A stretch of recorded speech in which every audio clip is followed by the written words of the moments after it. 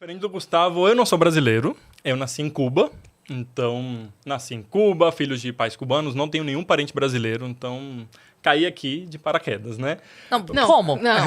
Já segura que vamos chegar lá. Tá bom. Ah, meu Deus. Ansiosa? A gente fala, ele não tem nenhum sotaque. Pois é, eu cheguei no Brasil com 14 para 15 anos. Então, assim, passei toda a minha infância e parte da adolescência em Cuba. E cheguei aqui na metade da adolescência e fui parar, assim, no interior do Brasil, assim, Tocantins. Numa cidade de 3 mil habitantes. Qual? Carrasco Bonito. Olha o nome da cidade, que beleza. Carrasco Que fica lá no Bonito. Bico do Papaio, coladinho no Maranhão.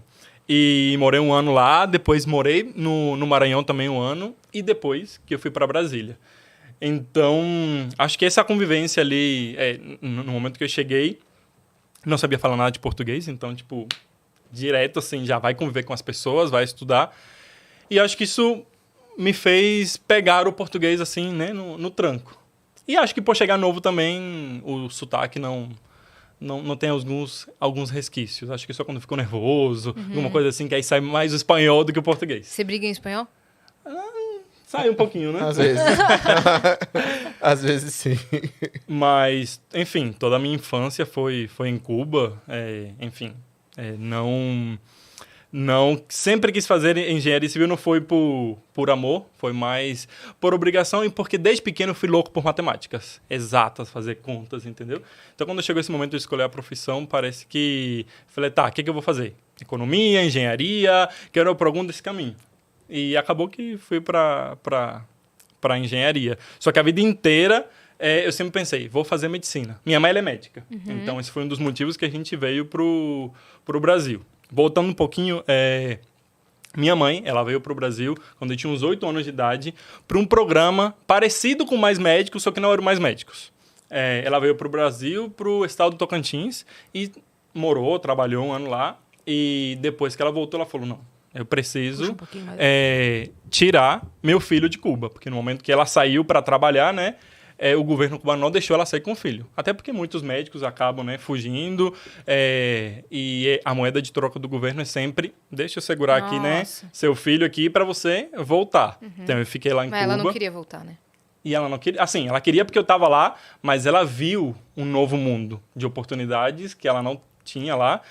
Minha mãe sendo médica em Cuba, a gente passava por muita necessidade. Só para vocês terem noção, o salário da minha mãe sendo médica era tipo uns R$60 por mês. Entendeu? Então, tipo, foi muito discrepante, né? Quando ela chega aqui, vê esse mundo de oportunidade, ela falou, não, eu preciso tirar meu filho de lá e dar um futuro melhor. Você é filho único, então?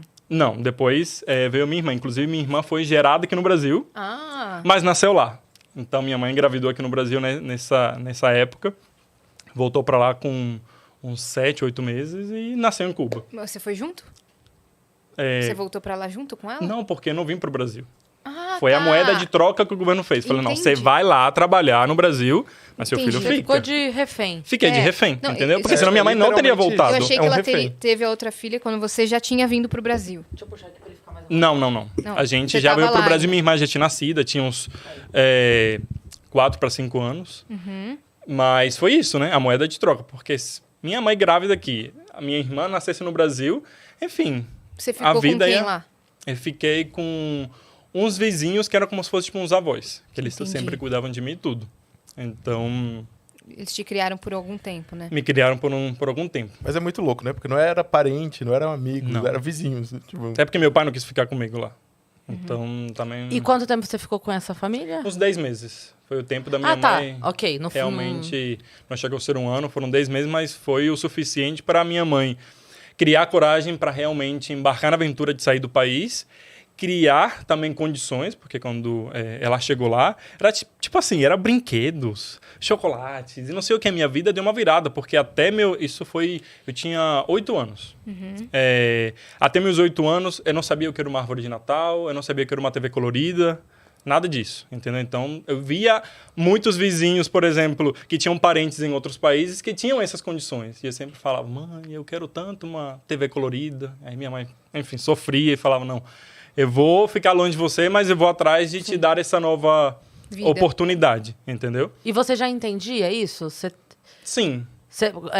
Esse momento de 10 meses aí que vocês ficaram separados, você tinha... Porque, obviamente, você ficou com saudade, era uma situação que não... né? Sim, mas eu acho que, por ser criança, acho que talvez seja mais fácil ignorar certas coisas. Então, pra mim, realmente minha mãe tava indo pra lá, procurando uma vida melhor, mas eu ia ficar brincando. Entendeu? Então, que minha mãe me ligava, ela tinha que sair de uma cidade onde não tinha...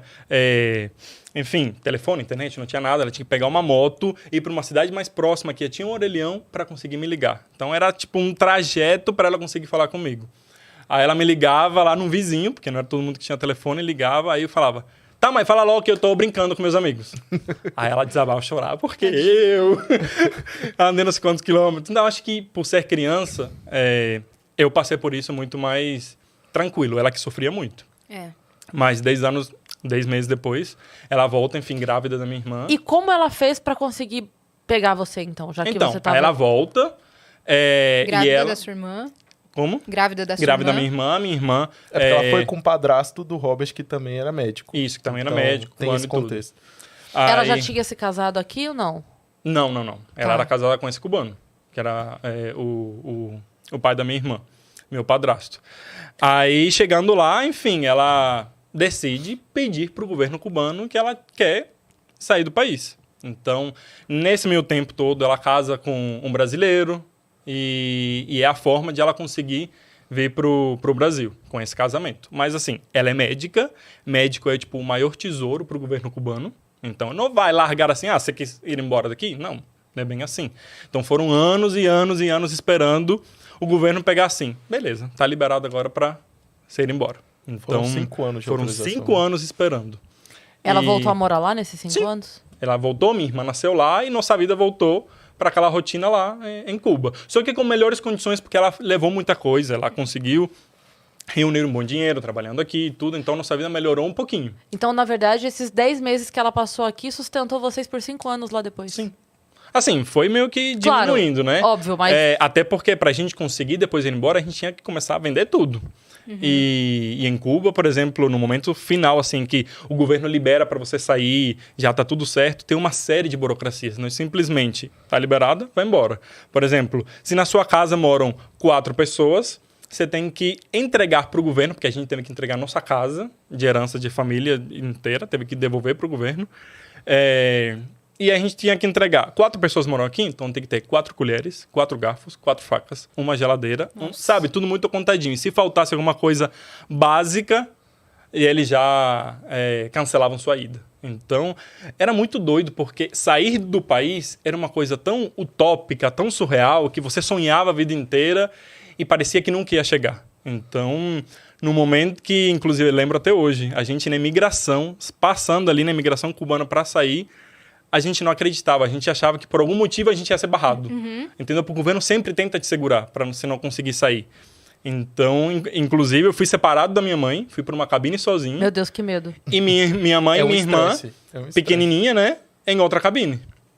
E, enfim, me entrevistam tudo, tá tudo certo, depois de um tempo, olham tudo, e eu passo. E eu não vejo minha mãe saindo da cabine. E eu já estava com, 14 anos, que era quando eu estava vindo para cá. E nada minha mãe passar, e eu, meu Deus, o voo já vai sair, a gente tem que ir embora. E eu vou pro avião, espero minha mãe. Uns 10, 15 minutos depois, naquela agonia, minha mãe passa pela imigração com minha irmã. Enfim, a gente vai pro avião e tudo. E mesmo assim, a gente ainda não conseguia acreditar que ia dar certo. Porque já tem muita situação que pessoas estavam sentadas dentro do avião e chegava alguém do governo e retirava, entendeu? Então, até o avião realmente decolar e sair... Eu acho que, para falar a verdade, ele fez escala no Panamá. Só quando a gente pisou, que saiu do avião. E estava no Panamá, ele falou, meu Deus, estamos livres. Sério, surreal. Então, acho que foi um dos dias mais marcantes da minha vida. Foi esse dia, sempre foi pro Gustavo, o dia que eu saí de lá e o dia do nascimento dos meus filhos. Foram os dias mais marcantes, assim, porque... É aquilo, parece que é um negócio tão inalcançável que quando você consegue, você não acredita. Você nunca mais voltou pra lá? Voltei de visita, ver meu pai, minha irmã, que tem uma irmã por parte de pai lá. Avós, primos, tudo. E hoje, já adulto, como é a tua visão quando você chega lá? Então, é surreal. É um lugar que é muito bonito para passear, mas não tenho a mínima vontade, desejo de voltar para lá. Sofri muito durante minha vida lá, passei muita necessidade. Então, isso é bem, bem marcante. Por mais que, assim, minha infância sempre foi muito, muito feliz, na rua, teve pontos positivos também, mas essa questão econômica sempre foi bem complicado, porque tinha vezes que a gente, por exemplo, tinha que comer em casa pão com óleo de soja e um pouquinho de sal, porque não tinha o que colocar no pão, entendeu? Então, tipo, a gente passou por coisas bem, bem difíceis. Minha mãe, quando eu nasci, ela trabalhava como médica, mas para ela conseguir uma renda extra, ela tinha que vender peixe no consultório, entendeu? Então, imagina, você entra no consultório, cheiro de peixe, vai se consultar com a médica, ela tá te vendendo um peixe para conseguir complementar a renda. Então, foi... Bem difícil, hein? É um mundo muito diferente. Vocês fizeram um motelzinho dentro de casa. Como Nossa, minha eu mãe... ia falar isso. A Cora Rona, sabe quem é? A jornalista? Ela foi para Cuba quando teve o lance do embargo, que caiu o embargo e tal. Ela falou, eu quero ir logo antes que mude o que é, porque eu quero ver o que é. Sentir na pele como é que é. E ela foi. E aí ela fez meio que ela fazia relatos, e aí uma das coisas que ela comentou é que ela escrevia o texto todo no notebook dela, no quarto do hotel, e depois ia até o ponto de internet para pagar só para postar, porque o tempo de internet é muito caro. Exatamente. Então ela levava o texto já pronto para só postar. Outra coisa que ela falou sobre as duas moedas, que tem a moeda... Que já caiu. Já caiu. Já caiu, agora tem uma moeda única. Que quando ela foi ainda tinha, era o Cooks e o peso cubano. E o peso cubano. Que as pessoas recebiam um salário no peso cubano, só que praticamente tudo que você comprava era no Cook, que era uma moeda muito, muito mais valorizada. Então, quando você ia converter aquilo, você ficava sem nada. Entendeu? Então, e aí... Tem lugar que só aceitam aquela, e aí, mesmo que você tenha dinheiro, você não pode comprar coisa boa, porque coisa boa só é vendida na outra moeda. Exatamente. Isso caiu tem quanto tempo? Acho que no ano passado. Foi recente. Foi super recente. Cuba está passando por muitas mudanças atualmente. Outra coisa que ela comentou, tô tirando dúvidas aqui. Outra coisa que ela comentou foi de famílias que fazem isso. Ela falou que muitas famílias pedindo, tipo, fica em casa, ao invés de ficar no hotel.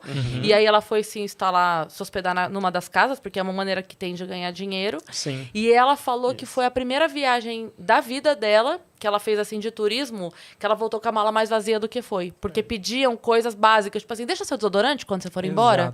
Deixa sua pasta de dente. E ela deixava. E ela deixou. Nossa. Já na ida, assim, quando eu fui com o Robert no aeroporto, você foi também? eu fui duas vezes para Cuba. E já no aeroporto, eles abrem ali sua mala e aí eles começam a falar, nossa, eu nunca tive esse copo, ou eu nunca tive... Eu nunca comi sucrilhos. Você levou sucrilhos para tomar café da manhã lá. E ele, nossa, eu nunca experimentei um sucrilhos na minha vida. Aí você fica assim, moça, gente, toma. Abre aqui, né? Sabe? Entendeu?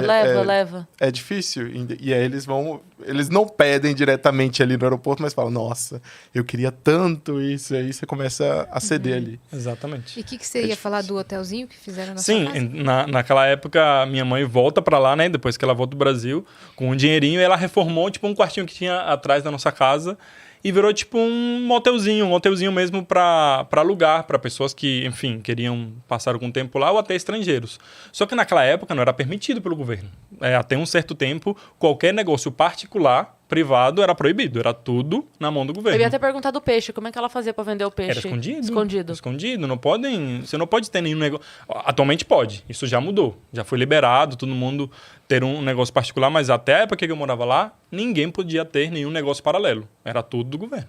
Aí ela chegou, montou esse quartinho ali atrás, inclusive vários amigos brasileiros iam para lá para Cuba e se hospedavam lá e tudo.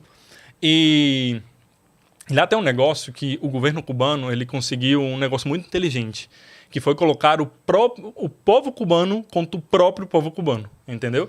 Então, as pessoas na rua, se viam alguma coisa que o governo não agradava, denunciavam e com isso eles ganhavam alguma posição melhor no trabalho, algum aumento. Uma moral ali. Entendeu? Uma moral, entendeu? Então, assim, o próprio povo estava fiscalizando o povo. Porque estava todo mundo ruim. Então, pode falar palavrão. Então, tava todo mundo na merda. Eu percebi que você ficou procurando a palavra. Tava todo mundo na merda. Então, a galera queria qualquer coisinha que melhorasse, entendeu? Já saía denunciando, entendeu? Então, como minha mãe era muito querida, ele chegou assim, falou, ó, não vou te denunciar, mas pode acabar com esse negócio aqui agora, porque senão eu vou ter que tomar as providências. Então, enfim, ela teve que ficar mais discreta, não cancelou, porque era uma forma de renda extra, né? Sobrevivência. Sobrevivência. Mas assim, era tudo mais complicado. Então era sempre assim, inclusive, para a gente conseguir sair do país, para conseguir juntar o dinheiro da passagem e tudo, tinha um amigo da minha mãe que era dentista, que morava perto de uma fábrica de rums muito famosa em Cuba, Havana Club. Não sei se vocês já ouviram falar desse rum. É uma das principais bebidas que tem lá. E ele morava perto da fábrica, então ele conseguia com algum contato, tudo assim, Cuba é sempre contato, tudo por fora, conseguir jeitinho, tudo no jeitinho, para conseguir sobreviver. Então ele conseguiu o rum, conseguiu as garrafas, conseguiu a etiqueta, tudo original, mas ele tudo desmantelava. Aí levava lá para casa e eu e minha mãe, a gente enchia as garrafas de rum, colocava as etiquetas, colocava a tampinha e ia vender por fora. Então, tipo, vendíamos rum para conseguir juntar o dinheiro da passagem e sair do país. Sua mãe devia viver sempre no medo, sabe? Sempre alerta. Constantemente. Não teve uma história que vocês quase ficaram por causa de um ventilador? Que tinha que entregar o ventilador? Nessa contagem... Gustavo puxa as histórias. Ele me lembra que é tanta coisa, mas é isso. Tipo, no momento da contagem lá, de quantas coisas que tinha que ter na casa para você ser liberado, tipo, tá faltando um ventilador. Entendeu? É obrigatório ter um ventilador para você entregar para o órgão de vivendas, né, que chama. Porque senão eles já iam colocar o negócio, ia embargar e já ia cancelar a saída, entendeu? Então tudo... Por um ventilador. Por um ventilador. O detalhe é que ela não foi informada que faltava o ventilador. Os amigos de trabalho dela sabiam que faltava o ventilador, não tem um negócio desse? Foi. E ninguém falou. Só de sacanagem. Porque ela ia sair. Porque ela ia sair. E é isso. E também existe muita inveja, né? Muitas pessoas, tipo, vai embora do país, vou ter que ficar aqui. Então é isso, gente. Ninguém se ajuda nesse momento, né? É um negócio muito tóxico, assim. Mas complicado. como que resolveu o ventilador? Tinha o ventilador? Sim, aí conseguiu, né? E colocamos lá, eles conferiram e falaram, deram um check no ventilador depois. Mas eles até lá foi... E é isso, era o tempo todo, a cada etapa, porque são várias etapas que você tem que passar até você realmente ser liberado e conseguir... sair do país. E vocês estavam correndo contra o tempo também, né? Porque com 14 anos você se alistava, né? Ainda tinha isso, porque... Meu Deus! Com 15 anos. 15 anos, né? 15 anos. Tá parecendo série, cada episódio é uma... A gente saiu em abril. Do documentário da vida, porque é muita história linda. É o que eu falo, gente. A minha história eu contei em 1 minuto. A dele é... Mas é isso, a gente inteiro. saiu de lá em abril. Em agosto, eu fazia 15 anos. Então, se eu fizesse 15 anos, porque o alistamento em Cuba é obrigatório e é com 15 anos... Então, é mais cedo do que aqui no Brasil. Então, isso poderia me prejudicar. E eu só ia conseguir sair do país depois que eu servisse ao exército e tudo direitinho lá. Então, eu consegui sair poucos meses antes de me alistar. Graças a Deus. Porque senão, imagina, ficar preso lá, aquilo tudo.